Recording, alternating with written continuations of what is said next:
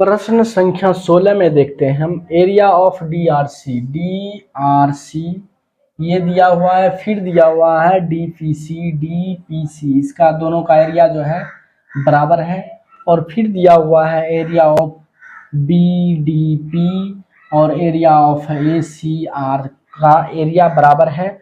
हमको सिद्ध करना है कि एबीसीडी ये चतुर्भुज एक समलंब है, और फिर सिद्ध करना है डीसीआरपी एक समलंब चतुर्भुज है। तो हम चलो यहाँ पर सिद्ध करते हैं। तो सबसे पहले लिखेंगे दिया है में दो चीज हमें दिया हुआ है, ये दोनों लिख देना है। एरिया ऑफ डीआरसी बराबर एरिया ऑफ डीपीसी, फिर दिया हुआ हमारे पास और एरिया ऑफ बीडीपी बराबर एरिया ऑफ एआरसी, ये दोनों दिया हुआ है। और सिद्ध करना है हमें, सिद्ध करना है, ये भी लिखा हुआ है कि एबीसीडी और डीसीपीआर एक समलंब है। तो यहाँ पर लिखेंगे एबीसीडी और डीसीपीआर एक समलंब चतुर्भुज है, समलंब चतुर्भुज है, ये सिद्ध करना है। तो हम चले आते हैं प्रमाण में से सिद्ध करना चालू करते हैं। तो सबसे पहले हमें दिया हुआ है, ये दिया हुआ है, लिखेंगे दिया है, जो दिया है क्या, A R area of D R C बराबर एरिया ऑफ डीपीसी, ये दोनों बराबर दिया हुआ है। अब जानते हैं कि जब दो त्रिभुज का एरिया बराबर हो और दोनों का आधार एक ही हो तो दोनों समांतर रेखाओं के बीच स्थित होता है। तो एरिया पर यहाँ पर देखो डी आर सी ये हो गया त्रिभुज, और डी आर पी सी ये त्रिभुज, दोनों त्रिभुज का आधार क्या है, सेम है। तो इसका मतलब तो दोनों त्रिभुज का एरिया पहले बराबर है, तथा आधार क्या है, आधार क्या है, सेम है, आधार डीसी है। तो इसलिए प्रमेय से लिखेंगे, प्रमेय से क्या हो जाएगा, डीसी समांतर पीआर। अब जब दो समांतर रेखा आ गया तो दो समांतर रेखा होता है तो चतुर्भुज कौन सा होता है, समलंब चतुर्भुज होता है। तो अतः हम कह सकते हैं अतः डीसीआरपी एक समलंब है, समलंब है, ये लिख लिए, ये पहला प्रूफ हो गया। अब दूसरा हम प्रूफ करेंगे, यहाँ पर दूसरा आ जाते हैं, यहाँ पर दूसरा जो लिखा हुआ है, अब लिखेंगे यहाँ पर एरिया ऑफ बीडीपी बराबर area of A R C, ये लिखा हुआ है। एरिया ऑफ बीडीपी और ए आर सी, इसमें हम जो है क्या करते हैं, एक एरिया कोई भी हम घटा लेते हैं, दोनों तरफ लिखते हैं,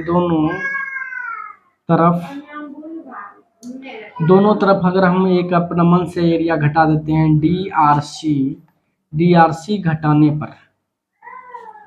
पर चलो इसको अगर घटाते हैं तो क्या हो जाएगा, एरिया ऑफ बीडीपी घटाओ एरिया ऑफ डीआरसी बराबर, फिर इधर हो जाएगा area of ARC minus area of क्या हो जाएगा, डीआरसी, ये हो गया।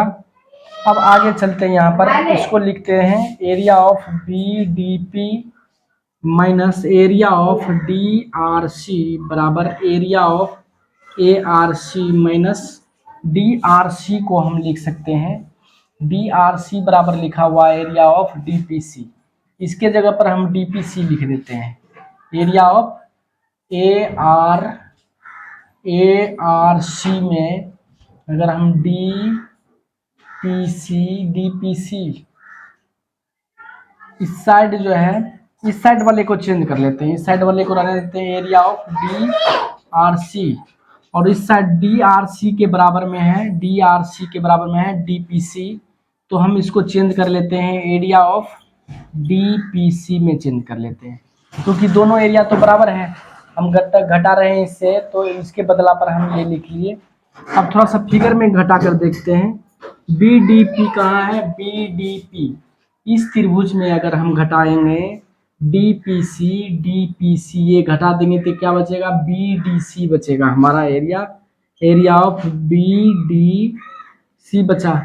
फिर ARC है, ARC इस पूरे एरिया में हम अगर DRC घटा देंगे तो ADC बचेगा, एरिया ऑफ ADC ये बचा। अब दोनों एरिया बराबर हो गया, ADC का एरिया BCD का एरिया, दोनों त्रिभुज का एरिया बराबर हो गया और आधार भी सेम है। तो आधार सेम हो, त्रिभुज बराबर हो, त्रिभुज का एरिया बराबर हो तो दोनों समांतर रेखाओं के बीच स्थित होता है। फिर यहाँ प्रमेय से लिखेंगे, प्रमेय